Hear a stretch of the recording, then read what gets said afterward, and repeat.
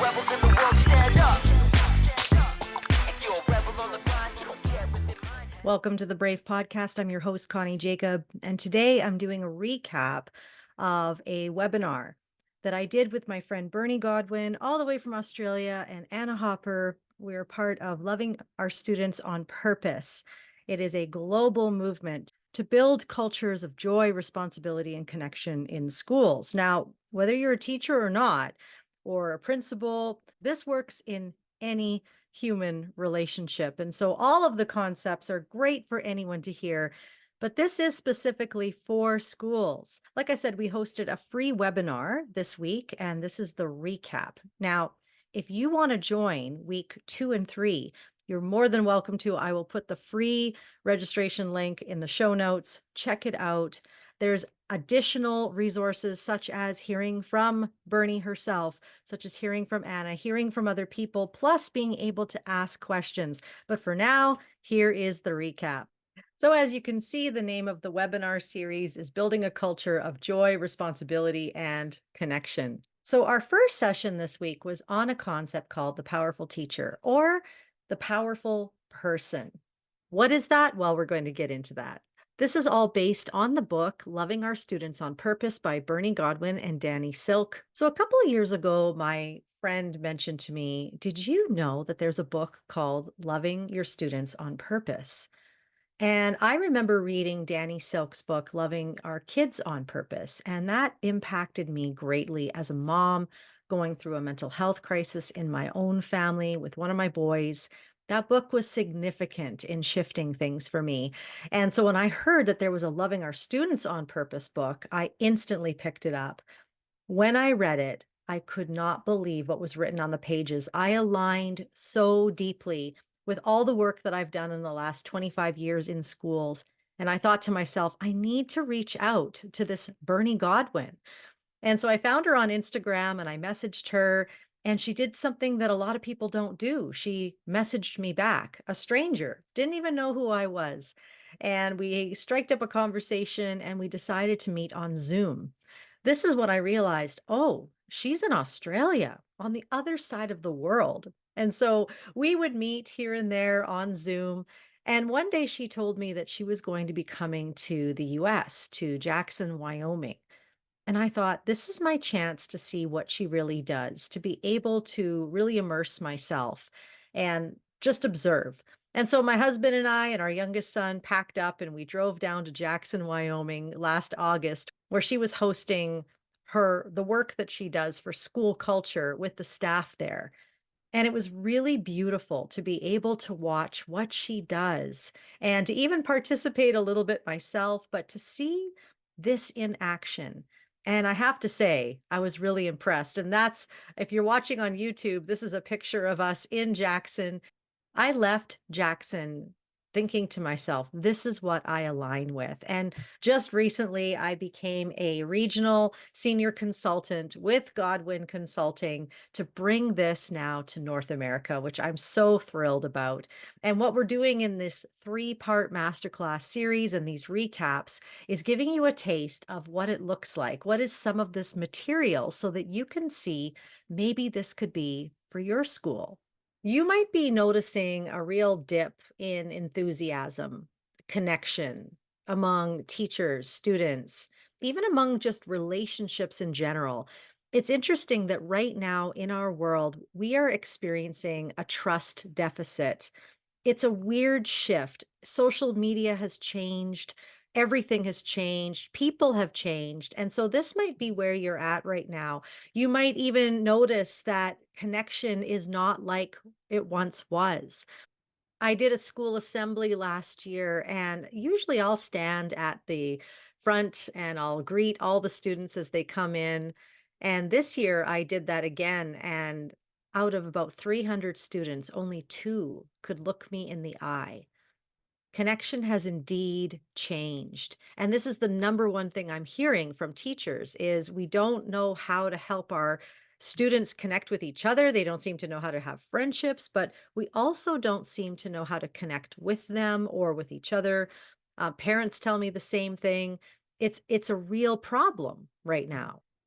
And so, what I hope to do in this little recap in my Brave podcast, as well as in these future master classes, which is on next week and the following, is to really reignite that passion for school community and to really enhance our interpersonal connection. Because, as many of you know, I believe that attunement rewires the brain. And so, our connection needs to be a top priority right now.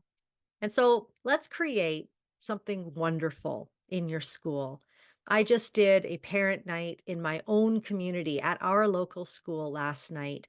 And I said to the parents there, I said, when it comes to creating great culture in our world, we start with homes and schools. That's where we start. And we all sat there in the room and we all said together, we collectively, as parents, want to create a great environment for our community. And that means that I will create something wondrous in my home. So let's figure out how we do that. There's a concept called the cycle of irresponsibility. And if you're watching on YouTube right now, you see this very interesting character on the screen, and this is the bad guy. Now, every day we encounter bad guys. I'm not talking about robbers. I'm talking about bad guys that throw off our day, somebody who cuts us off in traffic, that child who just won't listen, that other person whose choices are impacting you in a negative way. That's the bad guy, which then leaves you as the victim, the one that is reaping the consequence of their decision.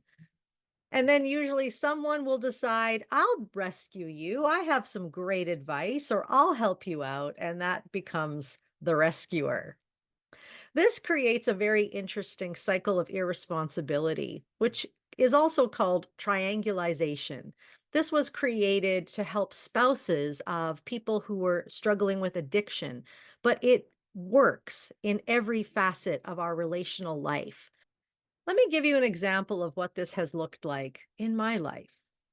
So sometimes in marriage, I don't know if you're married or if you have a partner, but sometimes I have been having a great day and then my husband will do something that ticks me off. And now he is the bad guy and I'm the victim. And if only he could lower the toilet seat, or if only he could have done that differently, I wouldn't be so annoyed right now. That's this interesting mix between a bad guy and a victim. But then, I call up a friend and she's now going to be my rescuer. She's going to give me great advice because she has an incredible husband who she keeps telling me about. Oh, he does this for me, he does that for me. Have you just tried maybe Connie, you're not doing this enough or that enough? And all of a sudden, I shift my bad guy focus from my husband to my friend who's just trying to help me out.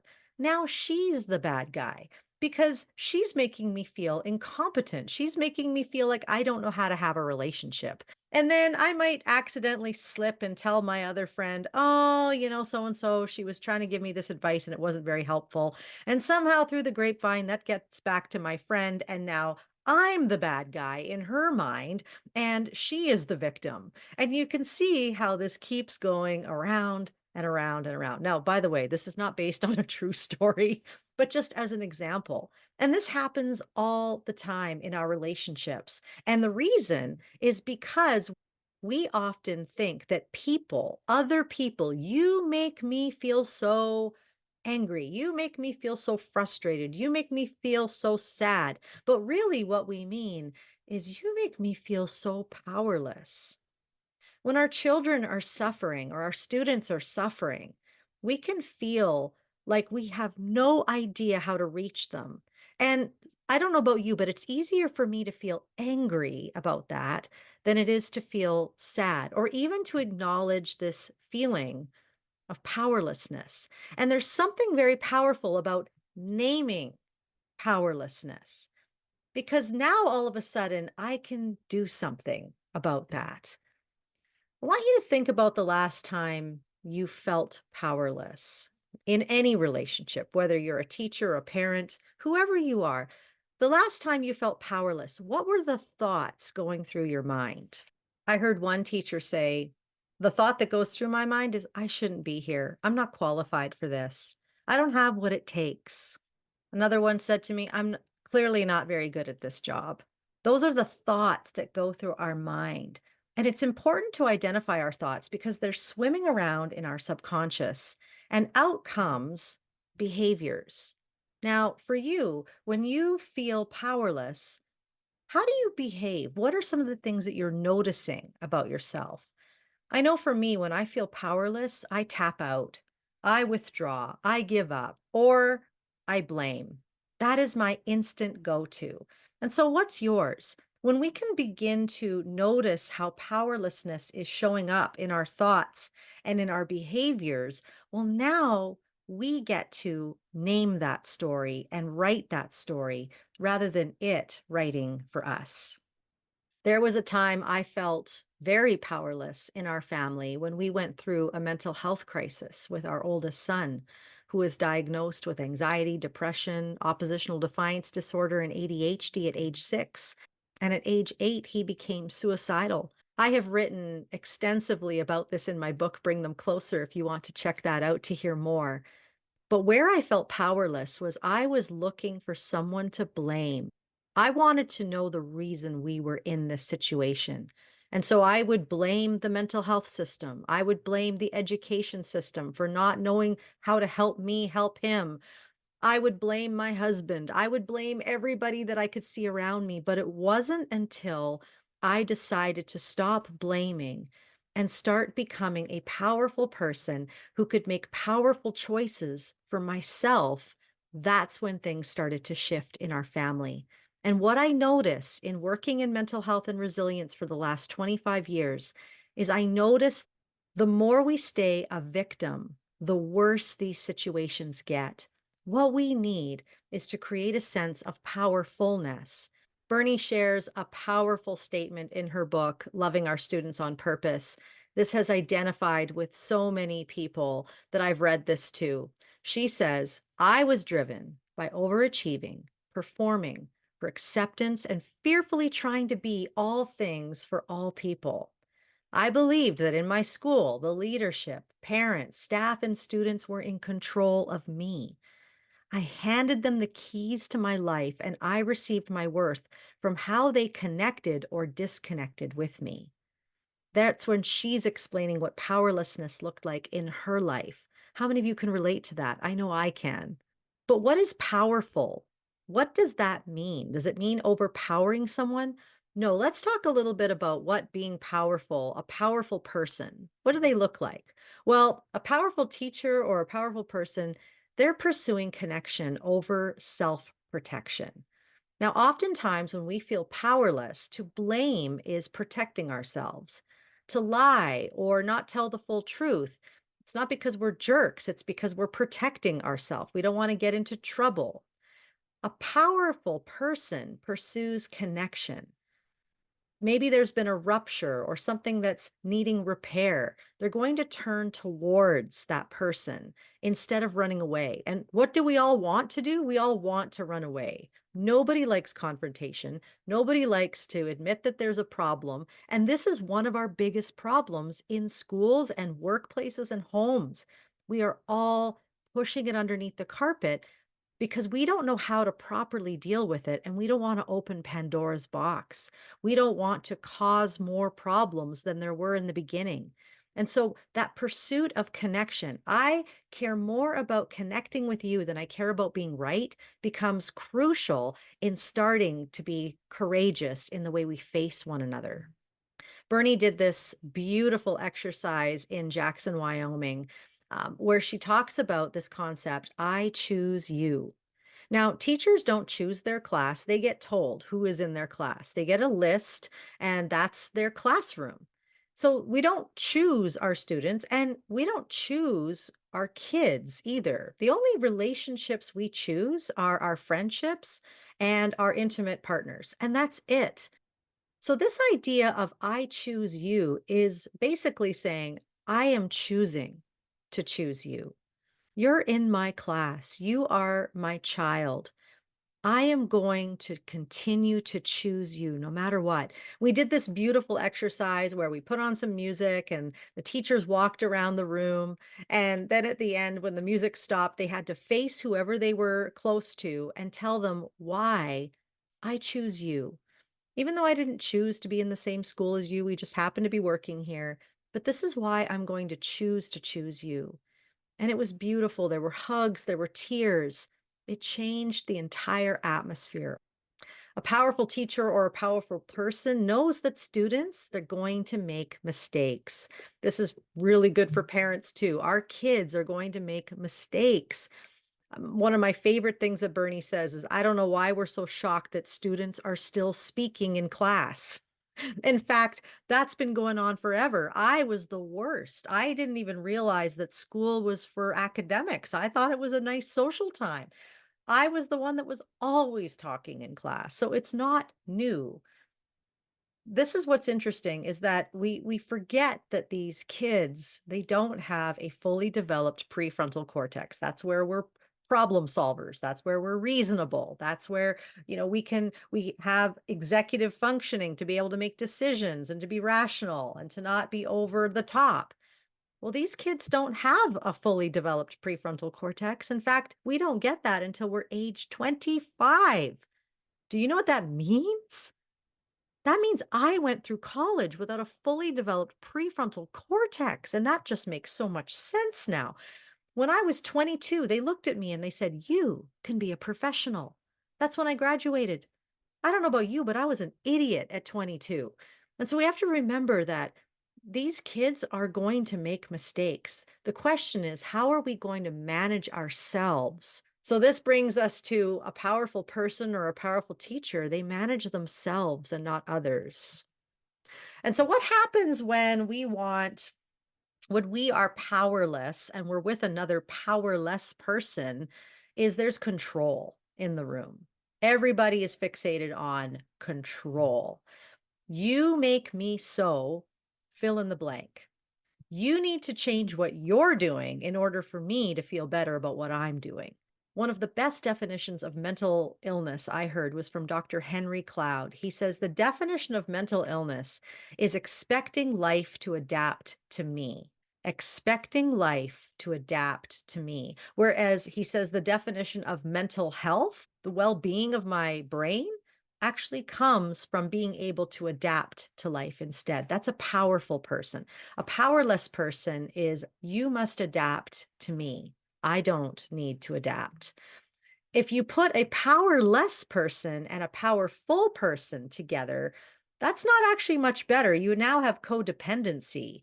It's, I'm going to make you. A lot of workplaces that bring in the expert, the boss is thinking, okay, you come in and you give them your top 3 strategies on how to be more productive so that I can finally see people doing what I want them to do. That's not exactly powerful either. But when you have a powerful person who manages themselves and another powerful person who's controlling themselves, what you have in that room is you have freedom. I make me. I am a powerful person who can make powerful choices for myself. You tell me there's no budget? Well, I'm going to create from constraint. I'm going to do what I can. I'm not going to blame the fact that we don't ever have any money. I'm I'm going to be creative. And so language is always creating culture. And so when you hear the words, well, I'll try, that usually is a voice of irresponsibility. That's saying, if I feel like it, I might think about it. Powerless sounds like, well, I can't. I can't. Or I have to do this. That's a powerless voice, but a powerful voice says, I will. I will do this. I will find a way. I will look it up on YouTube. And what we want to do is we want to figure out, how do we create this kind of culture? A powerless person or powerless people create a powerless culture. Whereas powerful people create powerful cultures, whether that's in a home or whether that's in a school or whether that's in a workplace, doesn't matter, or a community. And so a powerless school looks like teachers and students being afraid to take risks. Whereas a powerful culture is a place where there's safety to risk. It's okay to try and it's okay to fail. A powerless culture is very secretive about everything going on. There's private meetings. Nobody's being straightforward. There's passive aggressive communication. Whereas a powerful culture is I'm going to turn towards you and I'm going to be brave to keep connection on and I'm going to have courageous conversations and I'm going to manage myself in that and I'm not going to manage you. A powerless culture avoids eye contact. People mistrust one another. There's lying because of, I want to protect myself, and nobody is comfortable being vulnerable. Whereas a powerful culture is we are building trust because we're making connection our goal. And therefore, what we have an increase in is joy and responsibility. What happens in a powerful culture is that connection or love leads to more freedom, which gives people choices instead of feeling like they're being controlled. I don't know where we think that control is a good strategy in managing people or parenting. I want you to think for a moment about your spouse or your partner trying to control you. How's that going over? Yeah, it probably isn't feeling very good. And yet we think that this is a great strategy for connecting with students and or even our children. If I tried to control my friends, they wouldn't be my friends. And what happens with control is it shuts down freedom, it shuts down choice, and it shuts down connection. But the opposite is exactly true. Connection leads to more freedom, which gives people choices, which leads them to connect more. So, what we're doing next week is we actually want to give you some strategies around okay, so how do we create a powerful culture? How do we do this?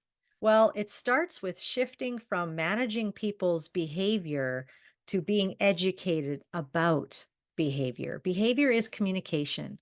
Behavior always has another story to it. And so, if you want to know those strategies, this free masterclass is for you. The focus is for principals and teachers and student council leaders, but you would benefit. Learning to look for what's underneath behavior is crucial. And I'm going to give you some tools that I've never given ever on my podcast or even any teachers conventions. This is all new.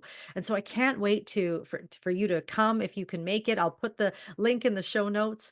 But in the meantime, I want to remind you that you are a powerful person who can make powerful choices for yourself. This was something that I had to deconstruct for a while.